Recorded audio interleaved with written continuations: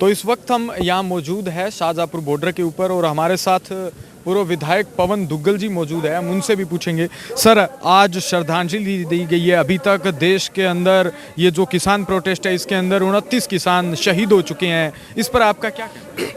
देखिए, लगातार चल रहा किसान आंदोलन राजस्थान की शाहजहाँपुरा बॉर्डर के ऊपर भी आज हमें 8वां दिन है।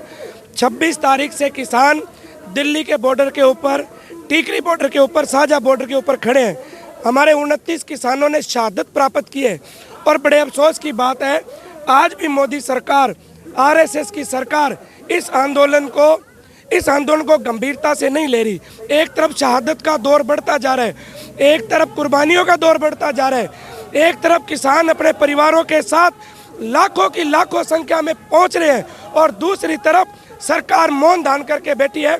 निश्चित रूप से कहेंगे कि जो 29 शहीद हुए हैं, जिनको आज हमने शाहजहाँपुरा बॉर्डर पे श्रद्धांजलि दी है, इनकी कुर्बानी को व्यर्थ नहीं जाने देंगे, इनकी शहादत को व्यर्थ नहीं जाने देंगे। इन्होंने जो कुर्बानी दी है जिस बात के लिए, उन तीनों काले कानूनों को वापस जब तक नहीं लेगी तब तक मैदान में हम डटे रहेंगे।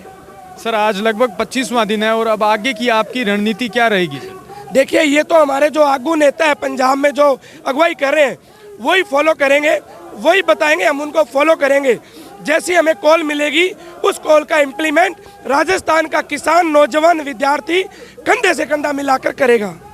सर, अभी अगर बात की जाए कि यहाँ के तापमान की, तो रात को तापमान 4 डिग्री तक पहुँच जाता है और किन किन परेशानियों का सामना भी आपको करना पड़ रहा है, वो ज़रा बताइए। देखिए, ये सही है कि तापमान अभी -डिग्री के अंदर है, ठंड है, लेकिन यहाँ जो किसान पहुँचे हैं, यहाँ जो मजदूर पहुँचे हैं, वो सारी जिंदगी अपनी इसी -डिग्री के अंदर खेत और खलियान में फसल पैदा करता है। जो मजदूर पहुँचा है वो उसी खेत खलियान में मेहनत करता है। तो ये हमारे लिए चुनौती नहीं है, चाहे कितनी ठंड आ जाए, इसको चुनौती को हम स्वीकार करते हैं और हम इस चुनौतियों से निकल के आए हैं। हमें तो अपना इंतजार सिर्फ इस बात का है कि कब सरकार को चारों तरफ से घेर के और हम लोग इस आंदोलन को जीतने में कामयाब होंगे। इस रणनीति के तहत हम लोग यहाँ बैठे हैं। हमारे साथ और भी किसान नेता मौजूद हैं, हम उनसे भी पूछेंगे। सर, आज 29 किसान अभी तक शहीद हो चुके हैं और आज उनको श्रद्धांजलि दी गई है आप सभी किसानों के द्वारा, तो इस पर आपका क्या कहना है? इस देश की सरकार तो किसान आंदोलन को आतंकवादी, अलगाववादी या टुकड़े टुकड़े गैंग बता रही थी।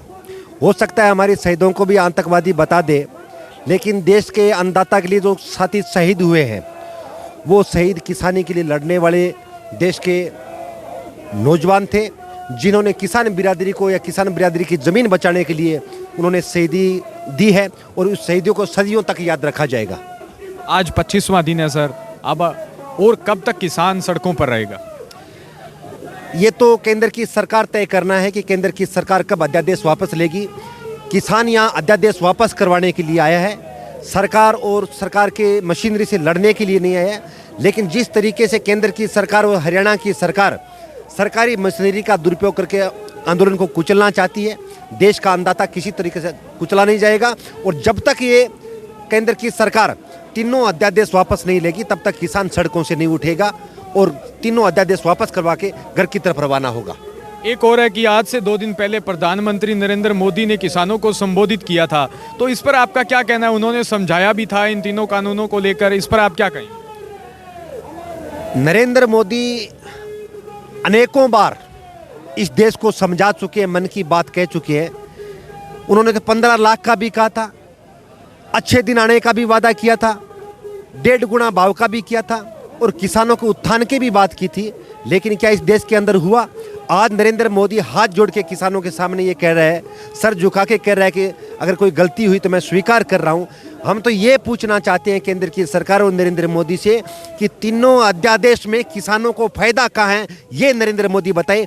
एमएसपी और मंडियों की जो बात कर रहे हैं, एमएसपी पहले थी, मंडियां पहले थी, इसके अलावा नया कौन सा कानून आ गया जो किसानों के फायदे के अंदर रहेगा?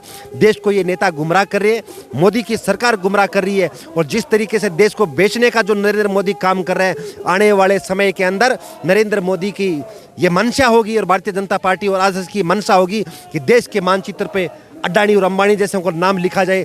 जिस तरीके से हॉस्पिटल के अंदर, विद्युत विभाग के अंदर रेलवे के अंदर, एयरपोर्ट के अंदर अडानी और अंबानी का नाम लिखा गया है। इन बड़ुओं की यही मंशा है कि देश के मानचित्र पर अडानी और अंबानी जैसों का नाम लिखा जाए।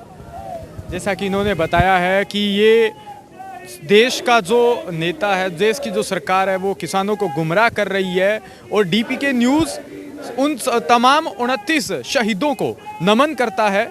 बने रहें हमारे साथ।